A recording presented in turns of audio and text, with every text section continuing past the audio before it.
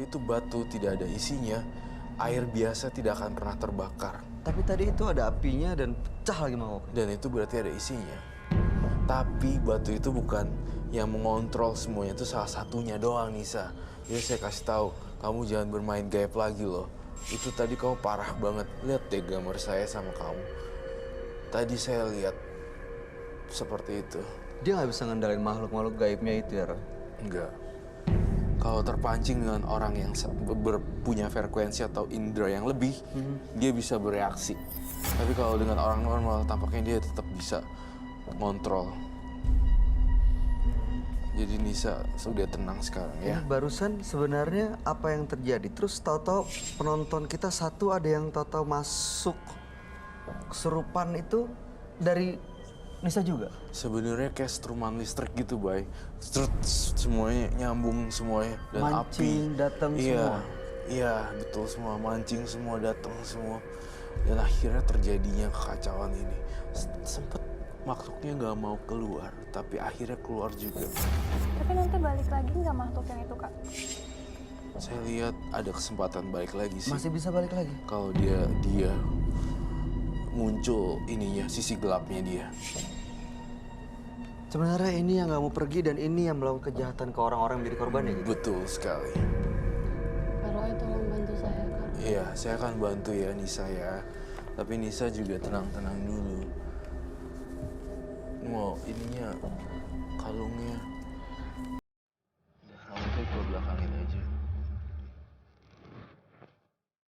Oke, dah. Coba dipakai lagi, bisa dipakai lagi nggak? Saya bantuin deh. Sini.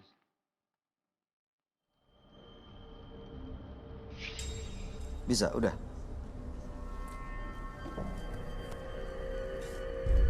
Oke, ya. Dah, gitu aja. Dah. Kamu barusan nyadar nggak? Apa rasanya? Sakit. Sakit? Sakit apanya? Badan saya seperti Saya- ditusuk. Tangannya? Saya mohon maaf sekali Nisa. Saya harus membocorkan dan membobol semua rahasia kamu. Ternyata makhluk-makhluk ini membuat kamu jadi masuk ke kegelapan ya di sini. Saya ngelihat kok kamu ada masalah juga ya dengan kesehatan wanita ya. Dan cuma kamu yang tahu di sini. Saya ngerasa dia kok kayak jilat-jilat kamu ya. Itu yang saya rasain di sini. Dia menjilat semua darah-darah dan kok saya ngerasain mencium bau orang yang sakit keputihan atau sakit ya bakteria seperti itu loh. Ini kami minta maaf sebelumnya ya Nisa ya, karena Roy memang mengatakan apa yang benar-benar dia lihat dan dirasakan. Jadi ya apa adanya gitu. Betul? Itu yang saya lihat di sini. Dan kalau kamu tidak melepaskan ritual ini, 3 tahun lagi saya ngelihat ada korban jiwa.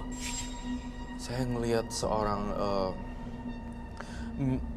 mukanya seorang keibuan, tetapi usianya 55 ada sesuatu 50-an sesuatu. 50-an Ke atas ya, 50-an ke atas. Ibunya kah atau Ibu mungkin nggak kamu ibunya? umurnya berapa?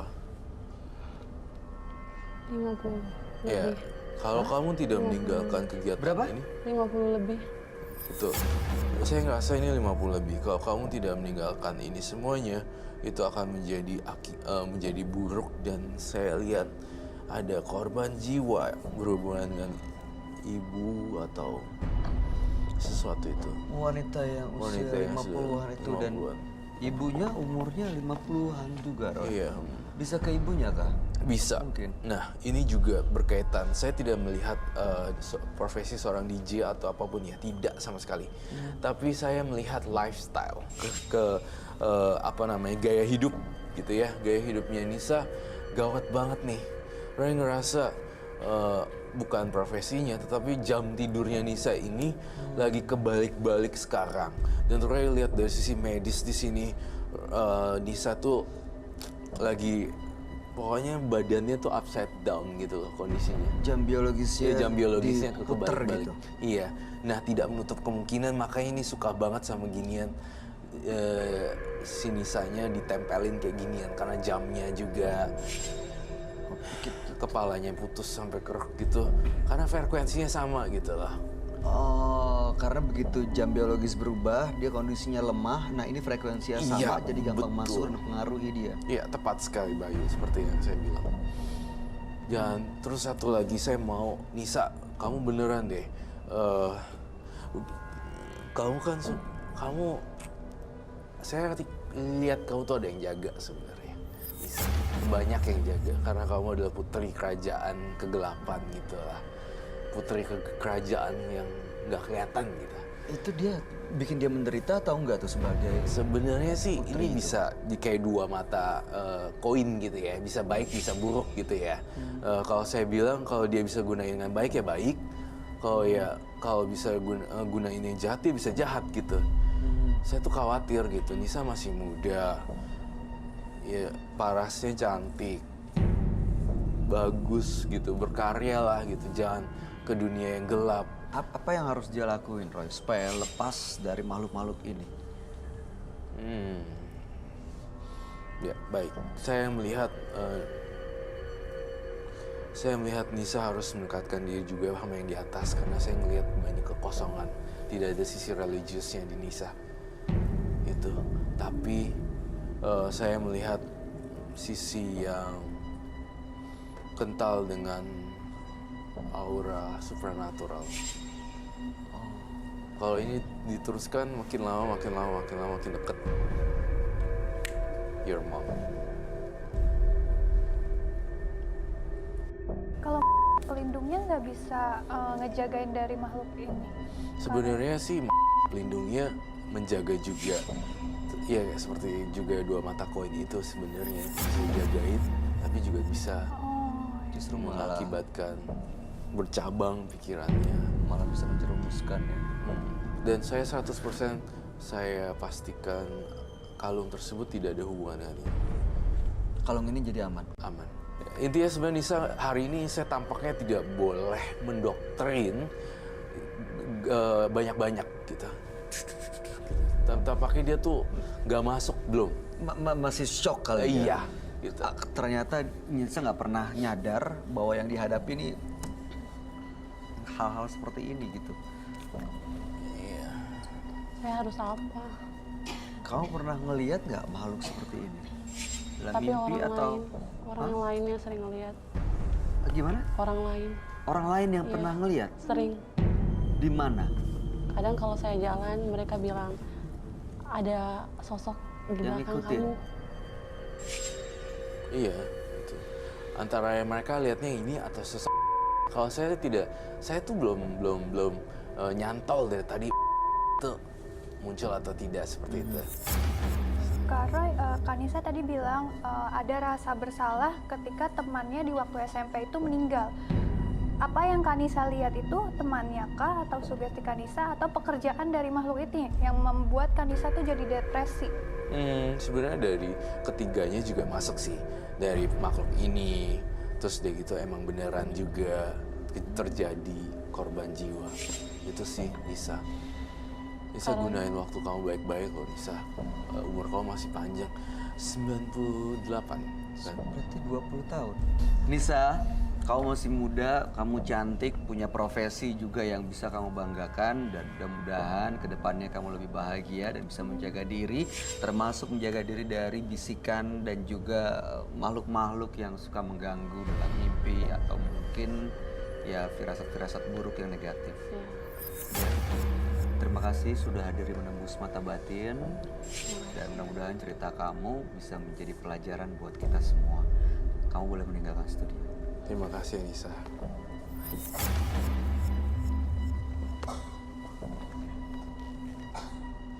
Pemberian adalah anugerah sekaligus ujian bagi yang menerimanya. Segala sesuatu yang kita terima adalah titipan yang harus kita jaga. Dan berikut ini akan hadir seorang perempuan yang mengaku sering melakukan ritual mistis. Malam hari ini kami akan panggil dia dengan nama samaran. Kami persilahkan Inta.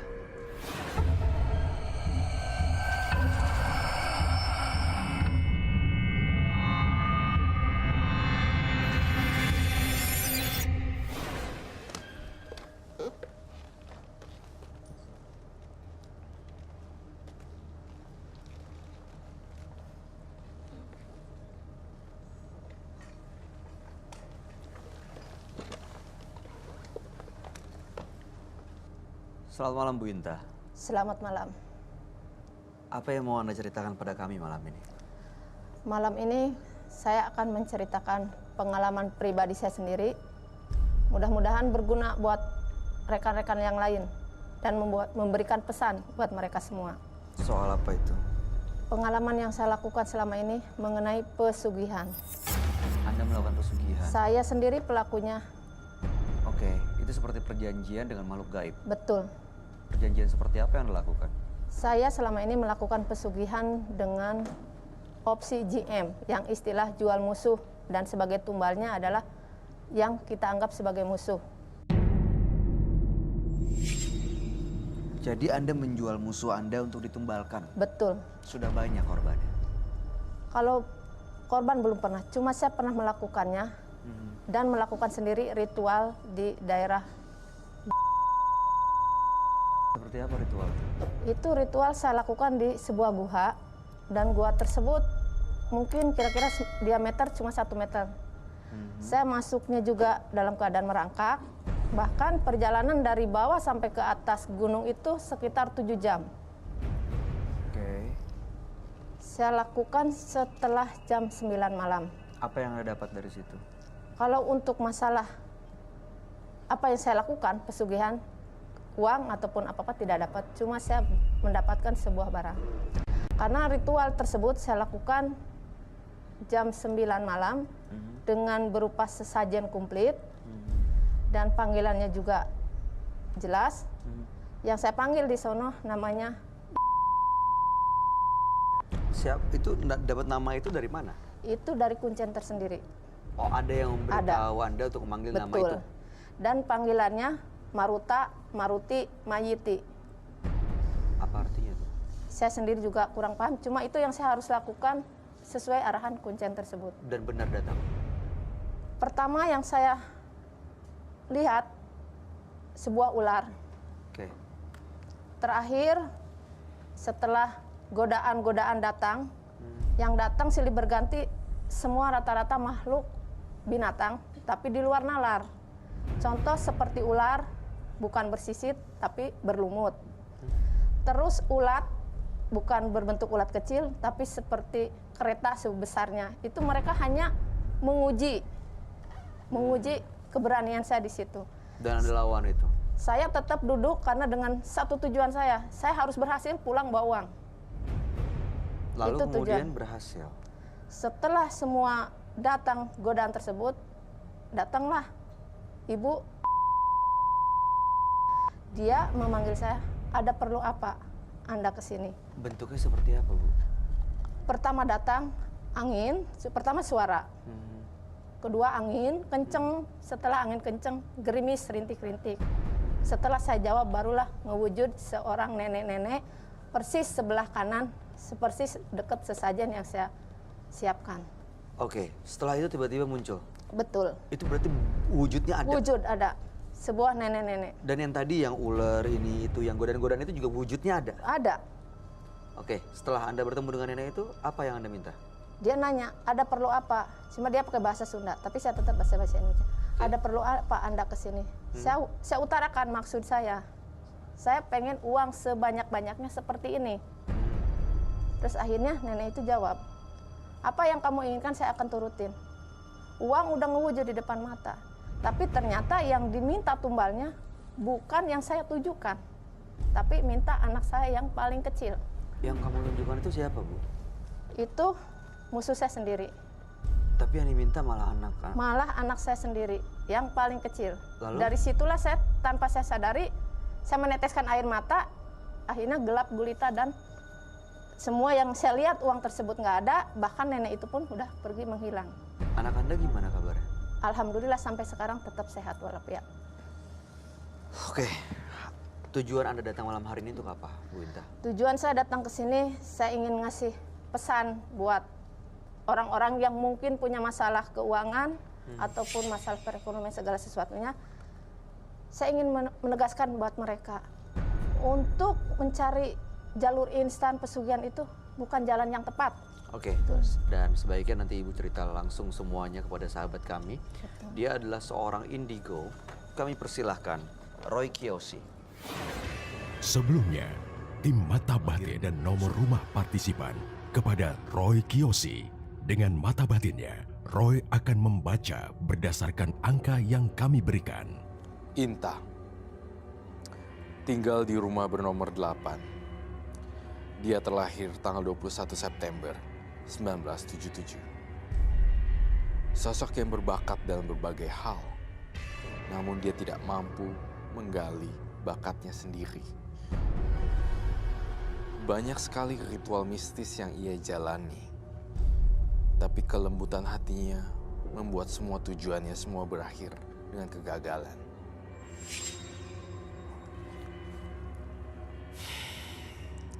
Saya melihat di dalam pikiran saya, Inta banyak sekali arwah-arwah gentayangan yang ingin mengusiknya.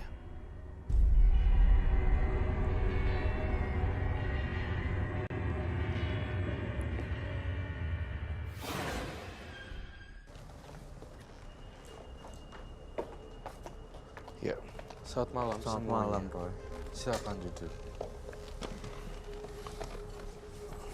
Inta, 21/9/1977 dengan nomor rumah 8. Inta pernah melakukan pesugihan, datang ke sebuah goa, lalu kemudian seperti bertapa di sana, ada sosok nenek-nenek yang waktu itu diminta untuk bisa memberikan uang banyak kepada Anda, tapi diminta anak Anda sebagai tumbal. Dan Anda tidak menyerahkan. Dan akhirnya hilang. Dan sampai sekarang, tapi kadang-kadang suka ada kejadian yang di luar nalar. Dan kita mau tahu jawabannya itu sebenarnya apa. Serem deh, saya lihat nenek-nenek itu datang hari ini. Nenek-nenek yang di goa itu, Roy. Iya, tapi itu sudah lama tidak terhubung koneksi antara Ibu Inta dengan nenek-nenek tersebut, bukan? Betul. Tapi kok dia ada... Saya ngelihat ada gambaran-gambaran di kepala saya. Nenek-nenek ini tuh sadis gitu.